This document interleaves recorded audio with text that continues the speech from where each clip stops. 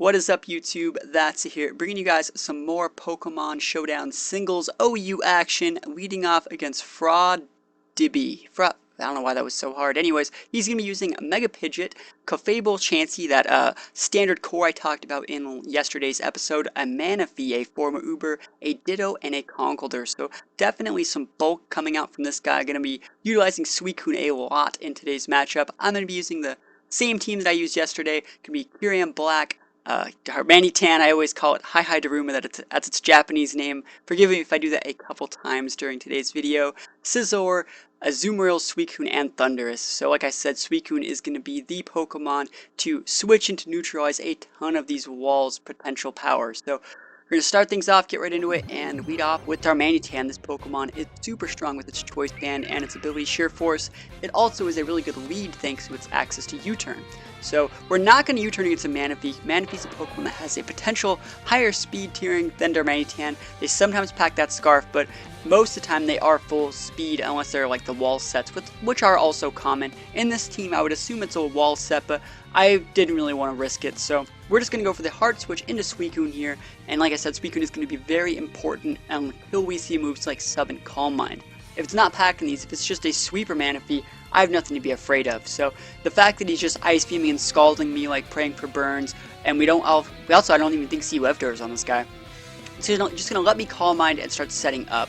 Now I don't want to get too set up because he's packing a Ditto, and Ditto transforms and copies all of the stat boosts. So I don't really want to go too hard. I just want to get strong enough to start chunking some of these walls. So we're going to see Clefable switch in. It has leftovers. It has an ability that neutralizes all of my stat boosts. So there's not really that much Suicune can do in that matchup at all. So we're going to switch back out into Darmanitan, trying to eat, whatever Clefable's really going to go for. It's going to decide to go for the Moonblast. Not really going to do that much damage to my Fire-type Darmanitan. And this is where the fun can really start. We're going to go, and there's no real way that even Manaphy can really switch in on this. He's switching into the Manaphy, but just like you saw in yesterday's episode, we're going to go for that big Flare Blitz to start chunking this guy. And now that we've seen how well he took the Flare Blitz, we can assume that next time, once we set up a switch into where Darmanitan can switch on a wall, there's no real way that they're going to be able to deal with it. So we're going to switch to Suicune, rinse and repeat, get into a situation where Darmanitan can get a free Flare Blitz off, because once it gets a free Flare Blitz off, at least one of my opponent's Pokemon is going to go down. So Suicune switched in, ate a couple Scalds, got burned, but remember this is a Rest Talk, Sleep Talk Suicune, so there's no real way that these statuses are really going to be able to do anything to me. So he's going to keep on going for the Scald Pain Trains, and I think this is the turn where I rest, isn't it? Yeah. So I'm going to rest here, go up to full HP, get rid of the burn, gaining the Sleep for 2 turns. But most of the time, sometimes when people see rest and no Chesto Berry, they think this is where they can switch in and set up. So this looks to be like one of those situations. So Suicune is actually going to switch out while still being asleep, going straight into Kyurem Black. I decided to go with Kyurem Black instead of Darmanitan just for that turn because I didn't want to get scalded. I felt that Kyurem was a much better option. And I'm going to actually pick up the one-hit KO onto that Conkeldurr with my Kyurem, but unfortunately I'm locked into using Outrage, so I have to use Outrage for a second turn, and it's going to be ineffective on Clefable. I'm going to get chunked for 50% with this Moonblast.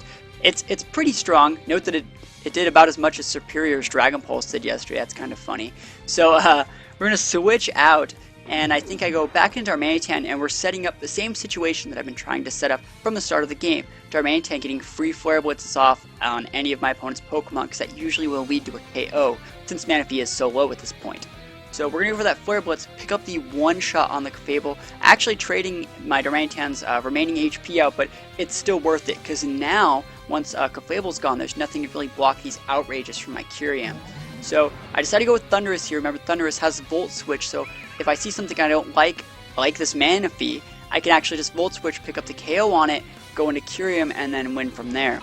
So we're going to see him switch into his Chansey, hard switching to eat my potential electric attack. I go for the Volt Switch, not doing anything to an Evolite Chansey, the bulkiest Pokemon in the game. The only thing that's potentially bulkier is probably Porygon 2, and I still think Chansey has that game won. So we go into Kyurem Black, and there's nothing to really hard switch into. My opponent is going to decide to fodder the Manaphy in this situation. Not a bad choice. I mean, I really see why they're going for this. I go for the Outrage here. Sometimes people think their Chanseys can just live, and I think that's hilarious. But I'm going to pick up the KO on the Manaphy. Ditto's going to come out, transform into my Kyurem, which is still fine for me since I'm so ahead at this point. And he's going to go for the Dragon Claw, pick up the KO. Note that he didn't go for the Outrage, even though he definitely could have. He just didn't want to lock himself because I have my Azumarill here. So Scizor is going to come out, and I could have definitely went for sending out my Azumarill, but I do have a, that Fusion Bolt move, so I didn't really want to risk it. I don't really know the item on the Ditto, so I'm going to send Scizor out here, hoping that I would force out the Curium. I actually am going to force it out, and it's going to let me go for a Swords Dance here. So we're going to see my opponent go for it in a Mega Pidgeot. That thing does get Heat Wave, but a critical hit Bullet Punch is going to be enough to take that guy out. I actually don't think I needed the critical hit, but I'm really glad that I got it because it is going to let me win this game. So he's going to send out his Ditto, he's going to copy my Scizor, gain that +2 attack, but he actually decides to go for Bullet Punch, and in this situation, Bug Bite is the better option. Most people think that Bug is not very effective against Bug. It's actually neutral, so he's only halving the damage from Bug Bite, which makes it a stronger move than Bullet Punch in these situations. So, oh well. Scizor is going to be able to grind this one out and pick up a KO on his Scizor, and my opponent just left the game right there. And I want to go back and try to think about something that I said earlier. I said that Bug Bite, not very effective, was stronger. Sorry, it was stronger than Bullet Punch. Yeah, it definitely was stronger than Bullet Punch because Bullet Punch would have been halved as well. I was thinking when I said it that Bug Bite would have been stronger than a neutral, like a regular Bullet Punch, and that's probably not true. So I said everything correctly, and that's all you guys need to know. So pretty good game one against a team that is a lot more standard. Mega Pidgeot was a little bit weird. Probably that should have been a Charizard, I would think. Charizard would have made that team a lot better. Ditto's also a little bit weird, but I mean, it's fine. It's no big deal. I had fun playing that game. My wall breakers, well, they actually ended up falling in combat, but they did their job. So everything's good, and we're going to go on to game two against Merax. He's going to be on the bottom. I'm going to be on the top, and we see Garchomp, Gengar, Jolteon, Charizard, what is that? Straptor, and Latias. So pretty good team here. We're just going to start things off, get right into it. I love this background. Let me just say that this is a background from just the regular games. You may note that I'm using a different simulator here. This is still Pokemon Showdown for those of you wondering. I'm just going to get back in the game and see Darmanitan versus Gengar. He's actually going to hard swap into his Garchomp, a Pokemon I kind of assumed he would lead with, but I didn't really want to, you know. Oh, normally if you would have seen Garchomp in this team preview, you would assume that it's Garchomp or Gengar, just from the fact that Garchomp gets Stealth Rocks and Gengar just a really safe lead. He opted to go with the Gengar lead, decided the Garchomp was a better switch-in because of its rough skin, and now we're just playing the switching game. Everyone's just switching everywhere. Switching into my Azumarill, switching into Gengar, and on that switch to his Gengar, I go for a Belly Drum here, gonna maximize my Azumarill's attack, and my Citrus Berry is going to let me restore a fourth of my HP. So we get to go for a priority Aqua Jet on almost all of his Pokemon now, hopefully trying to pick up these big KOs.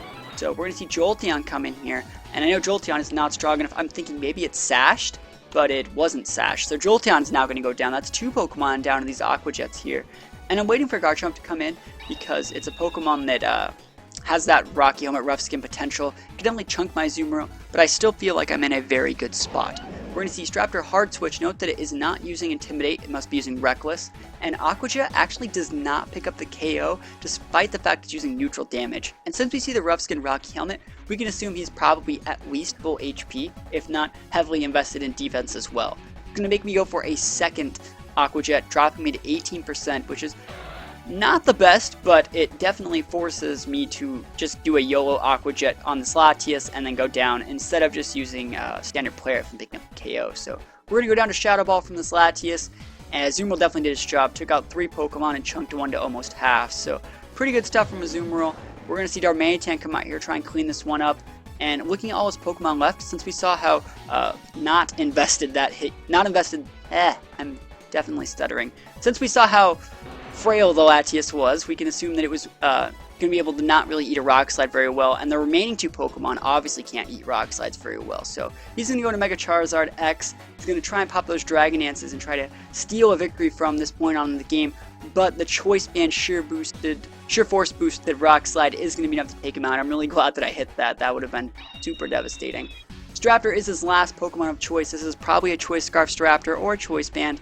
That's what I would assume. He goes for the Reckless boosted Double Edge. It's going to be stabbed. It's going to one-shot my Darmanitan.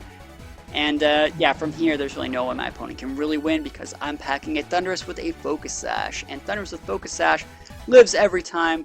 We're going to eat the Double Edge like a champ at 1% and then finish him off with a Thunderbolt. So pretty good game, other than the fact that I stuttered talking about how frail a Latias was. I know, it just didn't make any sense. I mean, Latias and the words frail, they just never really go together in the same sentence. So, anyways, guys, I hope you enjoyed this game. I hope you guys are liking these singles games. Got a few more episodes for you before I get back to that BGC content. So, thanks, guys, for watching, and I'll see you guys next time. Peace out.